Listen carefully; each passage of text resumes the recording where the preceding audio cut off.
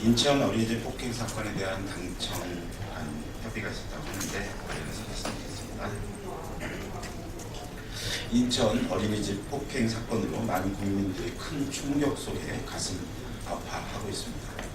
부모들이 믿고 자녀를 맡겨야 할 어린이집에서 있을 수 없는, 있어서는 안 되는 범죄가 일어난 것입니다. 당국은 철저한 수사로 상습적 폭행력, 추가 피해 여부 등을 상세히 밝히고 그에 따라 강력히 처벌해야 합니다. 정부와 새누리당은 어제 이 문제로 관련해 CCTV 설치 의무화 등 보육 아동 학대 방지 대책을 마련하겠다고 밝혔습니다. 국가의 책임인 보육에 대해 그동안 손 놓고 뒀다가 문제가 불거져서야 어떻게 불난 듯 하는 태도에 국민들은 더 분노하고 있습니다. 당정은 우선 국가의 책임을 다하지 못한 것에 대해 부모들과 국민들께 진정한 사과를 해야 합니다. 그런 후에 대책 마련에 나선 것이 도리이고 국민이 납득할 수 있는 점이라는 것입니다. 그런 후에 대책 마련에 나선 것이 도리이고 국민이 납득할 수 있는 것이라는 점을 명확히 인식해야 합니다.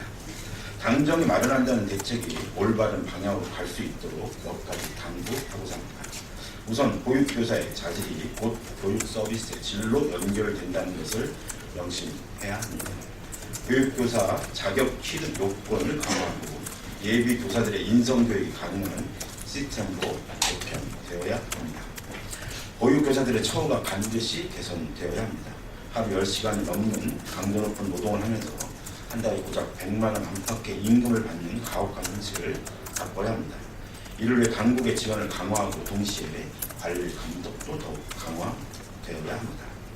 아동학대에 대해 현행보다 더욱 강력한 처벌이 필요합니다. 현재는 아동학대가 발생해도 상습성 증명 등의 요건이 충족되지 않으면 솜방망이 처벌에 그치고 있습니다. 우리 사회의 미래와도 같은 보육이라는 가치의 중요성에 비해 그 처벌의 수위가 현저히 낮습니다. 무엇보다 정부와 새누리당은 보육이 국가의 책임이라는 것을 명심해야 합니다. 이번과 같이 문제가 불거졌을 때만 반짝하는 태도로는 더 큰 국민들의 분노만 살 뿐입니다.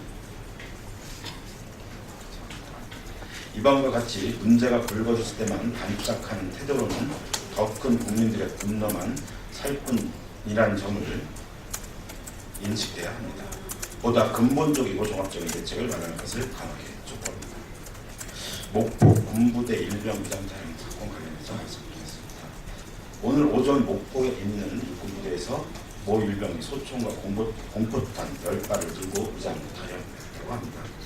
비록 공포탄이라고는 하나 총기를 소지하고 있는 상황입니다. 군경은 국민들의 피해가 없도록 필요한 모든 조치를 강구하고 조속한 검거를 위해 최선을 다해줄 것을 당부합니다. 특히 작전 과정에서 불상사가 일어나지 않도록 안전 문제에 각별히 신경 써주길 바랍니다. 작년 내내 각종 사건, 사고로 끊이지 않았던 우리 군의 현실은 해가 바뀌어도 그대로인 듯합니다. 타령의 이유를 숨김없이 명명백백하게 밝혀서 이런 일이 재발되지 않도록 해야 할 것입니다. 감사합니다.